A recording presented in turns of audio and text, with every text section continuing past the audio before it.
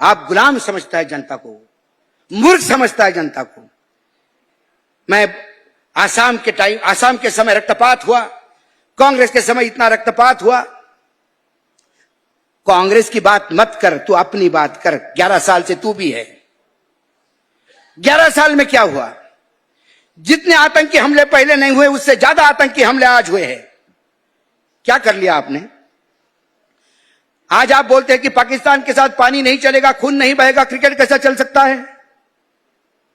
और जब वानखेड़े स्टेडियम खोदा गया शिवसेना द्वारा, तब क्या बीजेपी ने साथ नहीं दिया? तब आपको पाकिस्तान से नफरत थी। आज आपका बेटा बैठा हुआ है क्रिकेट कंट्रोल बोर्ड पे, तो आज उसके लिए आपको सारे पाकिस्तानी भाई हो गए। मैं व्यक्तिगत रूप से खेल, संस्कृति, संगीत, इसमें बाउंड्रीज नहीं देखता, इसमें मैं धर्म नहीं देखता, इसमें मैं जाति पाति नहीं देखता। लेकिन फिर यह अधिकार मुझे है कहने का कि गुलाम अली की गजल भी सुनूंगा, पाकिस्तान से क्रिकेट भी खेलूंगा। लेकिन गुलाम अली की गजल सुनने में आपको तकलीफ है और पाकिस्तान से क्रिकेट खेलने में आपको प्यार है। और निर्लज्ज इतने कि वो सिन्हा, एक सांसद है, वो कहता है कि पानी और खून बोला था, क्रिकेट नहीं बोला था। यह निर्लज्ज लोग हैं, बहुत ही निर्लज्ज लोग। मतलब इनसे क्या लड़ा जाए? हदपद हो जाता आदमी, निर्लज्जता। मतलब हाँ, नहीं बोला था, खेल बोलेंगे तब करेंगे। खेल कब बोलोगे?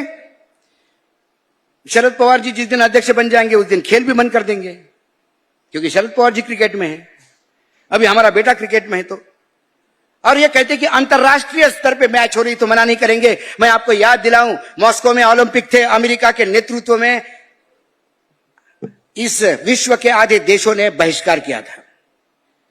क्रिकेट तो चंद 10 देश खेलते हैं, उसमें आपको डर लगने लगा है कि अंतरराष्ट्रीय स्तर पे क्या होगा। अंतरराष्ट्रीय स्तर पे तुम्हारी साख कहां रही है? जहां जाते हो जूते खा के आते हो।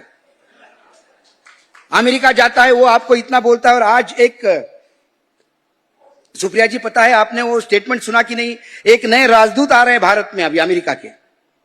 उन्होंने आने के पहले एक इंटरव्यू दिया बीबीसी को। उन्होंने कहा कि जहां तक मुझे पता है, डोनाल्ड ट्रंप जी ने कभी भी मोदी के बारे में अपशब्द नहीं कहे, न कभी मोदी के बारे में बुरा कहा।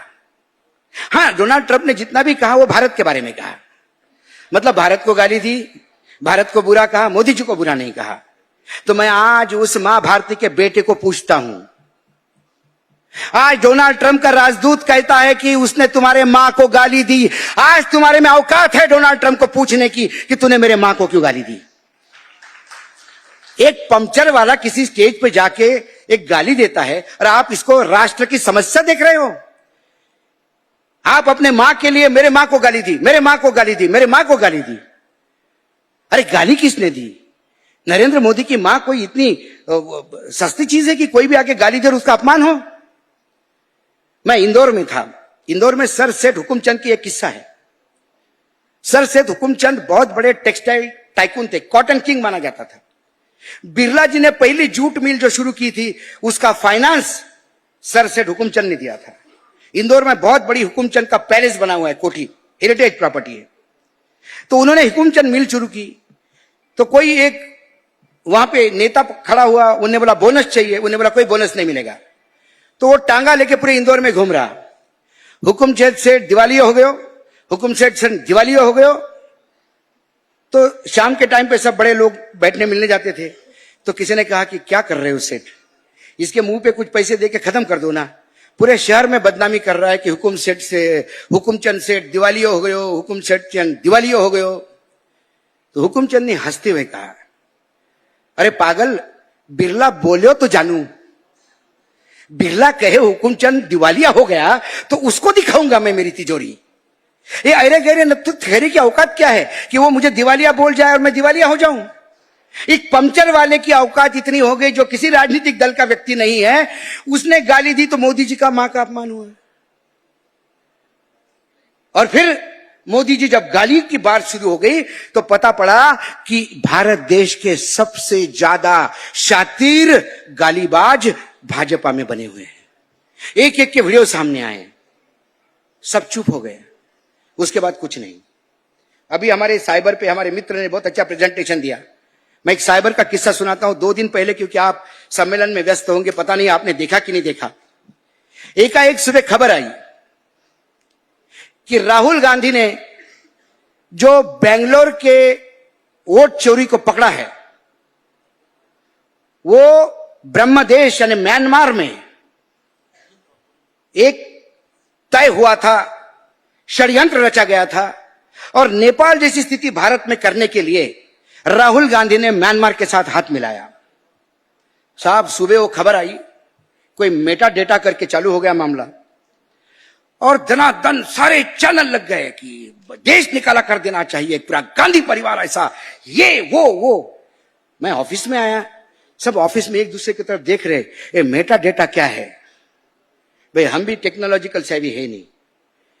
फिर किसी को पूछा तो उसने कहा हम बताते हैं। इसी बीच एक युवा पत्रकार जो इंडिया टुडे ग्रुप में था और प्रताड़ित होकर उसने छोड़ दिया, वो अपना कुछ कुछ करते रहता है, उसने एक ट्वीट किया। मैंने उसको फोन किया, मैंने अरे क्या ट्वीट कर दिया? बोला भाऊ यही तो खेल है सारा। तो मैंने बोला एक शो मैं करता हूं, आ जाओ मेरे शो पे। तो आया। अब होता यह है कि आज एक कार्यक्रम हुआ, कल कार्यक्रम का जो आखिरी समय तक कुछ बदलाव होते रहे, तो रात को 7 साढ़े 7 बजे फिर नया कार्यक्रम लोड हुआ। तो जब कार्यक्रम लोड होता है तो उसका एक मेटा डेटा होता है, उसमें वो टाइम जोन होता है कि इतने टाइम में किया। अब कंप्यूटर में, आपके मोबाइल में इतने ऐप होते हैं कि कहीं ना कहीं बग घूमते रहते हैं, तो कई बार वो टाइम जोन है फ्लैक्चुएट करता है। तो इन्होंने, राहुल गांधी ने जब लोड किया वो डाटा कंप्यूटर पे, उसका टाइम जोन निकाला, तो उसका टाइम जोन 3-4 चीजों में आया। टाइम जोन के आगे नाम नहीं लिखा रहता है कंट्री का, टाइम जोन लिखा रहता है, और जोन के हिसाब से कंट्री ढूंढनी पड़ती है। तो 4-5 टाइम जोन आए वो 5-7 मिनट में। उसमें एक टाइम जोन म्यांमार का था। इन्होंने ऊपर की इंडिया, नीचे का इंडिया छोड़ा, बीच का म्यांमार पकड़ लिया और शुरू हो गए। अब आम आदमी को क्या लगेगा कि भाई सही में ये तो बहुत, मतलब ये टेक्नोलॉजिकली बता रहा है, वो स्क्रीनशॉट बता रहा है, और लोग आ रहे हैं, और ये हुआ। वो जो लड़का था उसने पहले सुबह से मेटा डेटा समझा, फिर उसने कुछ नहीं किया, एक्सपेरिमेंट के तौर पे प्राइम मिनिस्टर के वेबसाइट पे गया, मोदी जी के, और मोदी जी ने अपने प्रॉपर्टी के डिटेल्स लोड किए थे। वो फाइल का उसने टाइम जोन निकाला, इस्लामाबाद का आया। फिर उसने 2 बार चेक किया, फिर वो बीजेपी के साइट पे गया, बीजेपी ने अपना घोषणा पत्र लोड किया था, उसका टाइम जोन देखा, बांग्लादेश था। तो उसने कहा कि राहुल गांधी ने म्यांमार के साथ मिलकर देश में क्रांति लाने का प्रयास किया, राहुल गांधी को सजा होनी चाहिए, अरेस्ट होना चाहिए। लेकिन उससे ज्यादा खतरनाक मेरे देश में यह हो रहा है कि मेरे प्रधानमंत्री, जिनके हाथ में देश की बागडोर है, वो इस्लामाबाद से काम कर रहे हैं, दुश्मन देश से, और उनकी पार्टी बांग्लादेश से बैठ के काम कर रही है कि देश की सुरक्षा का क्या होगा। उसने भी वही टाइम जोन का स्क्रीनशॉट सबको दिया। 5 मिनट के अंदर स्मशान शांतता, दूसरी खबरें चालू। तो नजर हटी, दुर्घटना घटी। आपको 24/7 आपको अलर्ट रहना होगा। आपके खिलाफ क्या क्या षड्यंत्र चलते हैं ये देखना होगा। और इसी अलर्टनेस को आज के डेट में संविधान को बचाने की लड़ाई मानेंगे। इसी अलर्टनेस को हम लड़ाई मानेंगे कि हमारी जो प्रजातंत्र है या लोकतंत्र है, इसको बचाने की। नहीं तो हम लड़ते रहेंगे, नतीजे कुछ नहीं आएंगे। हमें कई बार उस लेवल पे जाना होता है, न जानते हुए भी आपको उस लेवल पे उतरना होता है, क्योंकि आप अपने आप को गिरा रहे हो, लेकिन इसलिए गिरा रहे हो कि संविधान और लोकतंत्र को आपको जिंदा रखना है, और वो इसलिए गिरे हुए हैं कि उनको संविधान और लोकतंत्र को नष्ट करना है। लड़ाई ये है। और इसके लिए आपको एक चाइना टाउन एक पिक्चर आई थी, बहुत लोगों ने देखी होगी। उस पिक्चर में एक बहुत ही खूंखार विलन था, वो दो दो डायलॉग में बोलता था, जेब बात। तो उसको पकड़ लेते हैं, तो बोलता है, ये फौजी मेरे से लड़ने की हिम्मत तो ले आएगा, कमीनापन कहां से लाएगा। तो वर्तमान में जो सत्ता है, इनसे लड़ने के लिए हिम्मत तो अपने पास है, अब कमीनापन भी लाना होगा। और यदि कमीनापन लाने से संविधान बचता है, यदि किसी राक्षस को मारने के लिए वज्र का निर्माण करना है, तो दधीची को जलना होगा। दधीची का आत्मसमर्पण जरूरी है, क्योंकि मारना दैत्य को है। दधीची को जाने पे विलाप करोगे तो दैत्य आपको किसी के विलाप करने लायक छोड़ेगा नहीं। और ये वर्तमान में दैत्य है, इसकी लड़ाई आपको लड़नी होगी। झूठ है, रोज बोलते हैं, मुंह खोलते तो झूठ के लिए खोलते हैं। पहले झूठ पकड़ने पे थोड़ी शर्म आती थी, अब ये झूठ बोलने के बोलते थे, हाँ बोला तो, अरे क्यों बोला, बोला, तुमने क्यों नहीं बोला, तुम भी बोलो। क्या करोगे? चुनाव आयोग का तो ऐसा हो गया कि मेरे घर चोरी हुई, मैं पुलिस स्टेशन में गया, चुनाव आयोग, मैंने बोला साहब मेरे घर में चोरी हो गई। बोला एप्लीकेशन लिखो। लिखी, क्या क्या चोरी हुआ?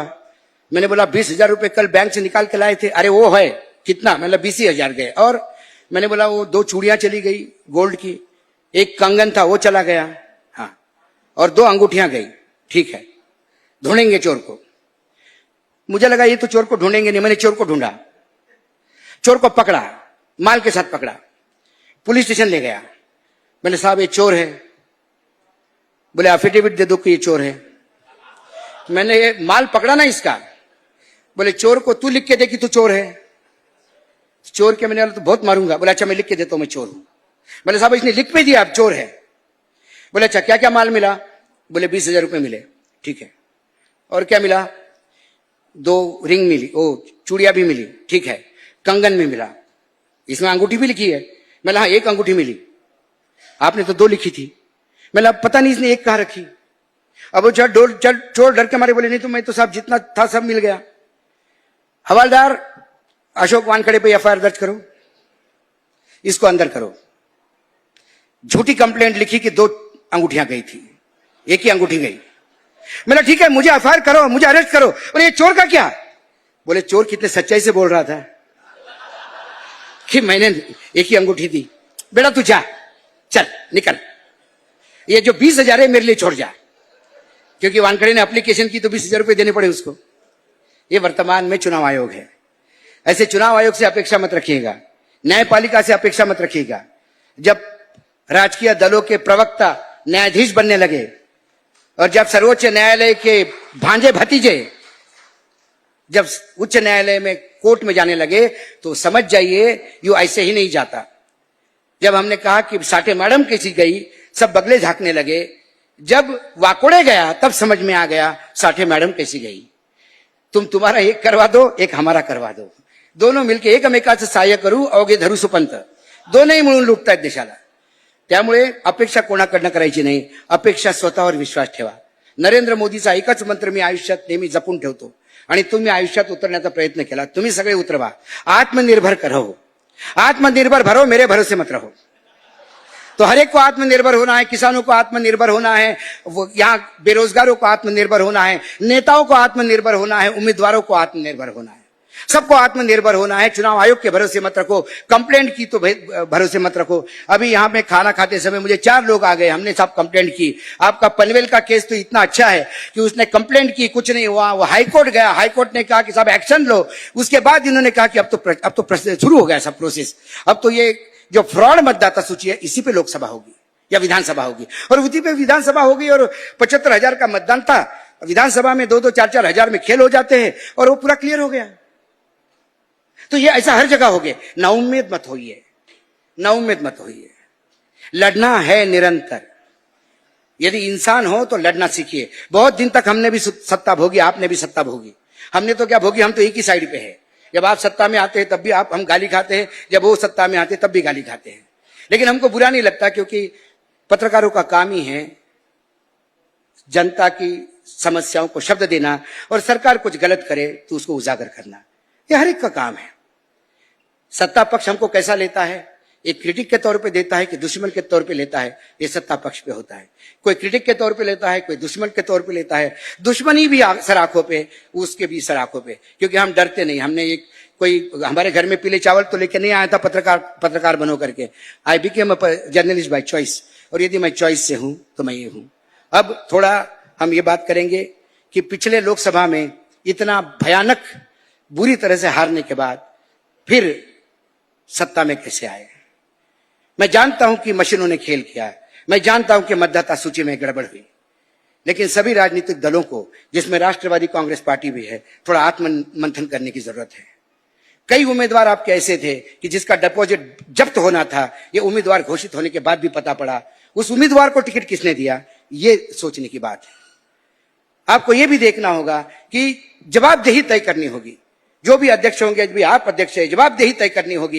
यदि कोई कहता है कि साहब मैं गारंटी लेता हूं ये जीतने की, उसका डिपॉजिट जब्त हो गया तो उसका गरेबान पकड़िए, क्योंकि उसने हो सकता है चंद रुपए लेके टिकट दिया हो या कुछ और फेवर के लिए दिया हो, मैं आरोप नहीं लगाता। लेकिन जब दिया है तो उसने पार्टी का नुकसान किया, उसने लोकतंत्र का नुकसान किया, उसने बहुत ज्यादा नुकसान किया। और इस बार ये तीनों राजनीतिक दलों में हुआ है। और जब मेरी कुछ आपके एक पार्टनर से बात हुई, उसने कहा कि नहीं, प्रॉब्लम यह है कि राष्ट्रवादी से बात करते बोलते कांग्रेस और शिवसेना ने किया होगा, शिवसेना से बात करते तो बोलते इन दोनों ने किया होगा, नाना पटोले से बात करते तो बोले इन दोनों ने किया होगा, सभी ने किया है, क्या करें। तो मैंने एक को कहा, मैंने बोला मैं नाम बताता हूं आपको, और दो मैंने कॉन्स्टिट्यूंसी बताई। मैंने बोला जो उम्मीदवार वहां लड़ रहा था बीजेपी का, उसने बोला कि 20 करोड़ रुपए देके मैंने टिकट खरीदवाई है, क्या करोगे। मैंने आप देख लो, ये 20 करोड़ आप तक आए कि बीच में खा गए, आए हो तो कम से कम पार्टी फंड जोड़ दो। ये करना होगा, क्योंकि सामने आपके बहुत ही शातिर खिलाड़ी है। आपके सामने ऐसा आदमी है, नजर हटी दुर्घटना घटी, थोड़ी बात। और फिर आप नेता जब बोलता है तो कार्यकर्ता उसी नेता के वक्तव्य पे टिका रहता है। मैं फिर एक बार सभी विपक्षी दलों के नेताओं को बार बार गुहार लगाता हूं, वक्तव्य देते के समय थोड़ा ये देख लीजिए, ये जरूरी नहीं हर नेता को बोलना है। आजकल प्रॉब्लम होगी कि कैमरा वाला आ जाके आदमी भड़बड़ा के बोलता है। अरे नहीं बोलना है आपको भाई, जो इशू नहीं मालूम नहीं बोलना है। और इस बारे में मैं बिल्कुल बता देता हूं, अभी जो वाकया हुआ महाराष्ट्र पूरे देश में, इसके प्रतिशत आप किसी भी प्रदेश में जाइए, लोग पूछते हैं कि क्या आपके यहां अधिकारियों के साथ ऐसा बर्ताव होता है। एक महिला अधिकारी को जो टेलीफोन पे बात हुई और उसका वीडियो सामने आया, ये बात हिंदी या आवाज की नहीं थी। वो पूछ सकते थे, मंत्री महोदय कह सकते थे कि मैडम आपका नाम क्या है और क्या हुआ क्या एग्जैक्टली वहां पे, ये क्या लोग क्या कह रहे हैं।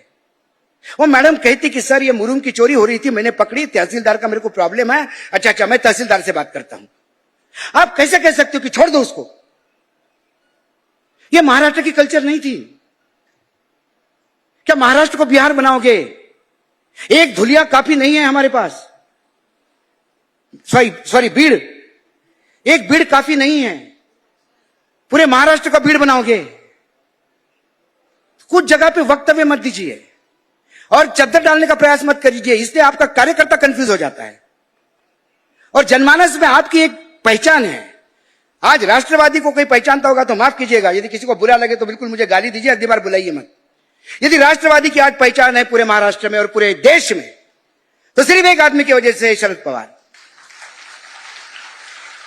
और हम मीडिया में होते हुए 35 साल हो गए मुझे दिल्ली में, शरद पवार क्या बोलते लोग ऐसा कान ऐसा करके सुनते हैं, क्योंकि एक एक शब्द में क्या लाइन बदलती है यह देखा जाता है। जरूरी नहीं बोलना, इससे कैडर कंफ्यूज हो जाता है। लोग गाली देते हैं आपके नेता को, बोले बता ना तुम्हारे नेता कैसे कर रहे हैं, क्योंकि आप तो बैठे हैं मुंबई दिल्ली में, कार्यकर्ता गांव में है, वो आपकी लड़ाई लड़ता है, वो बात करता है। कई बार जब आपकी लड़ाई लड़ने के लिए हम भी बदनाम होते हैं। हम कई लोग मुझे कहते कि पहली बार तो जब मैं आया ताई जी, और यहां जब मैं भाषण देने लगा, साहब मुंबई में थे हॉस्पिटल में, और फेसबुक पे चल रहा था, तब तक सोशल मीडिया फुल फ्लेज चल गया। अशोक वानखेड़े ज्वाइंस एनसीपी, और मेरी बीबी को फोन पे फोन, वो बोले अरे वो गए तो एनसीपी, मुझे नहीं लगता ज्वाइन, बोले ज्वाइन कर लिया, देखो भाषण दे रहे हैं। लगता है हम पे भी आरोप लगते हैं, लेकिन उन आरोपों के साथ भी हम सब एक्सेप्ट करते हैं, क्योंकि यह लड़ाई ये सत्ता में आने की नहीं है, ये संविधान में है। मैंने सत्ता में आपको भी देखा, मैंने सत्ता के बाहर भी देखा। जब सत्ता में आप थे तब भी संविधान और प्रजातंत्र के हिसाब से चला जा रहा था। जब हुआ आरोप लगते हैं कि अरे उन्होंने तो पुलोत किया था, अरे शरद पवार जी ने जब पुलोत किया था वो अपने ताकत पे किया था, सीबीआई ईडी इनकम टैक्स के भरोसे नहीं किया था। वो उनकी औकात थी कि एक युवा बोल देता है कि मैं सरकार बनाऊंगा और लोग साथ में हो जाते हैं, इससे ज्यादा क्या कॉन्फिडेंस चाहिए, गर्व होना चाहिए ऐसे युवा पे। यदि कांग्रेस टूटी है तो कांग्रेस का आला कमान जाने की वो क्यों टूटी। मेरी लड़की भग जाती है तो पड़ोसी को दोष देने के पहले मैं अपने घर में देखूं कि मेरी लड़की भग क्यों गई।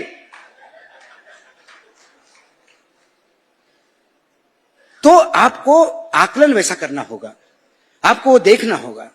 और जिस दिन संविधान के खिलाफ होगा, जिस दिन आप, मुझे लगता है कि लोकतंत्र का गला घोट रहा होगा, वहां बाकायदा इतनी ताकत मैं रखता हूं।